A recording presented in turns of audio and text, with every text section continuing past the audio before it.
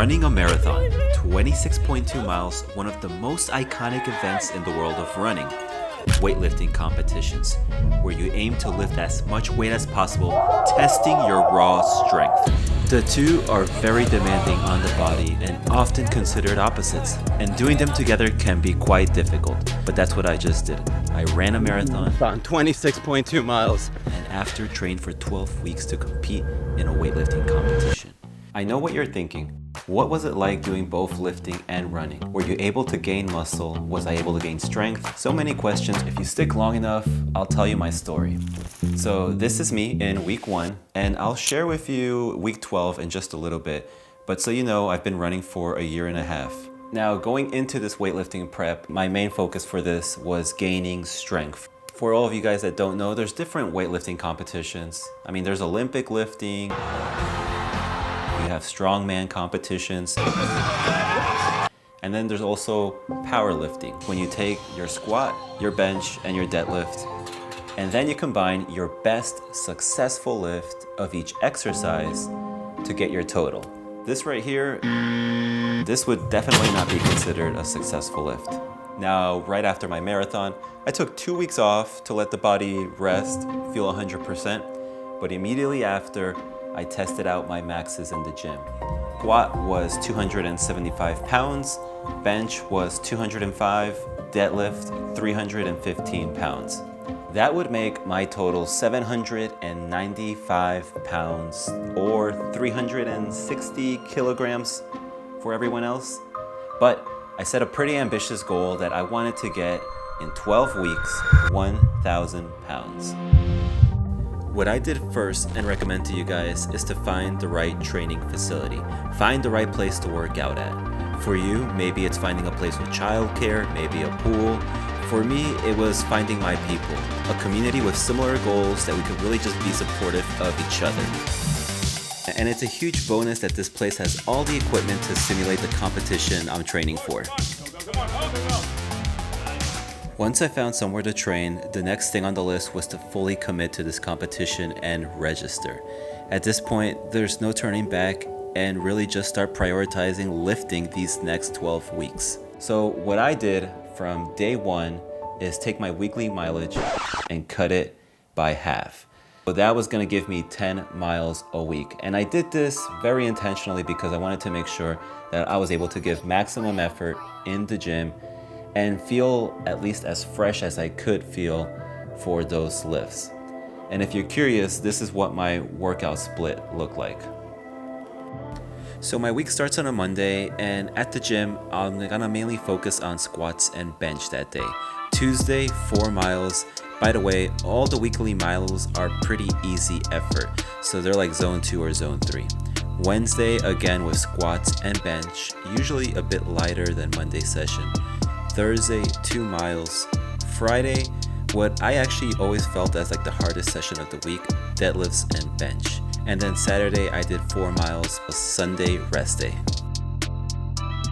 At the gym, I would always focus on warming up with mobility before workout and stretch post-workout. Spoiler alert, the first 4 weeks actually felt the easiest.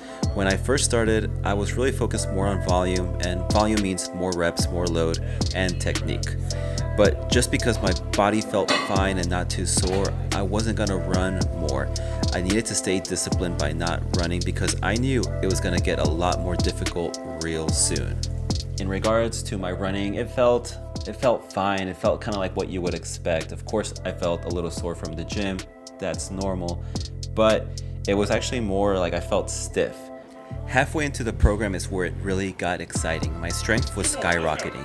I mean, just look at this. I used to do this for 1 rep, and now I'm doing it for a triple. I also got way more invested into lifting. So instead of using these pound plates, I went to kilo plates, which is what they would use for a competition anyway.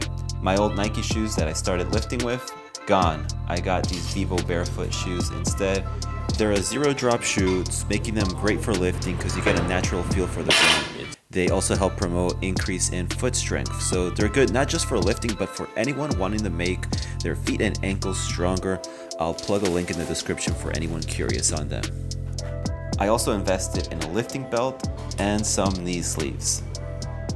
just as crucial as running pair of shoes are for someone that's running a marathon, having your right equipment for a competition is just as important. So everything was going pretty well, at least until weeks 8 and 9. My lower back and my adductors, those leg muscles, I was just having some issues with them, and I was starting to get worried that I might have injured myself.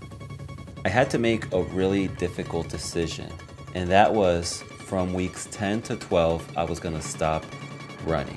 And with just those changes, immediately after, I felt like I was back. My energy levels were up, my body just didn't feel fatigue all the time. And that's really how it should be, because like week 11, my training is increasing, I'm getting stronger. Week 11, I was supposed to feel be at my strongest, because that week I had the heaviest set of singles and I hit a PR on both squat and bench. Exactly what I needed to build my confidence, because at this point, the day of the competition was here. It's 6:30 in the morning, I'm hungry, I'm nervous. They have you sign a waiver that if you break your back, well, that's your fault. And then you check in everything that you're gonna wear on the platform. You have all your equipment that you're gonna wear on the platform. By now it's 8 a.m. and the coaches from the gym are here to help get this 1,000 pound total. Relax. We're gonna help you, alright?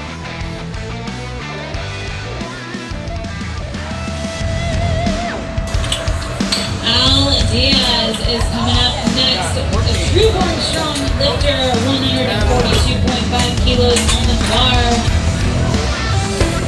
What?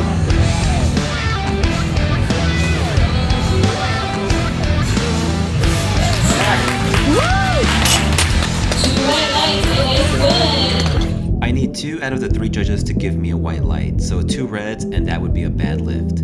Next attempt, we decide to go 20 pounds heavier.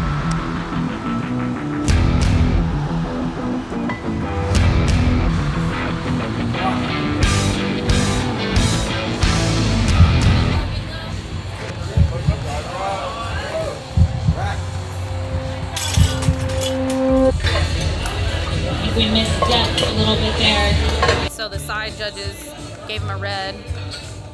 It's literally like this, but you've got to go low enough. These are all things that matter.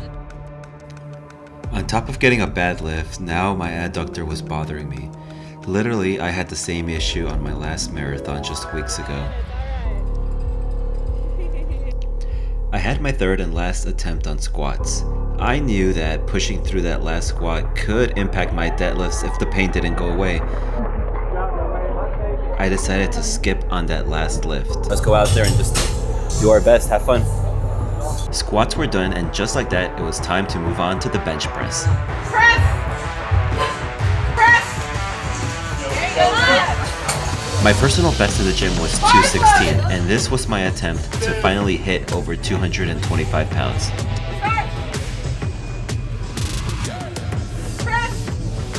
There you go, drive. Nice. 3 white lights, but we're not done yet. Deadlifts are next. All right, Al,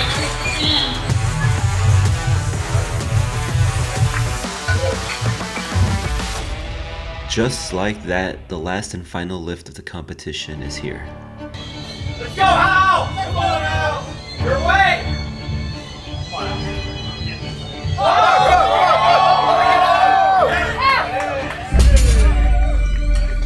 Three white lights for Al. My results had me placing in 3rd for my weight class, getting a total of 904 pounds. In 3rd place, we have Al Diaz. So not the 1,000 pounds I was chasing for, but if you look back to 12 weeks from the start to today's competition, my squat went from 275 to 314 pounds. My bench from 205 to 226, deadlift from 315 to 363. The best part was meeting so many new people on this journey, and really thankful for everyone's help and support. I'm still gonna continue chasing that goal of hitting 1,000 pounds and running under a 4-hour marathon, so that's still the goal. But until then, I hope you guys chase your goals, and I'll see you in another video.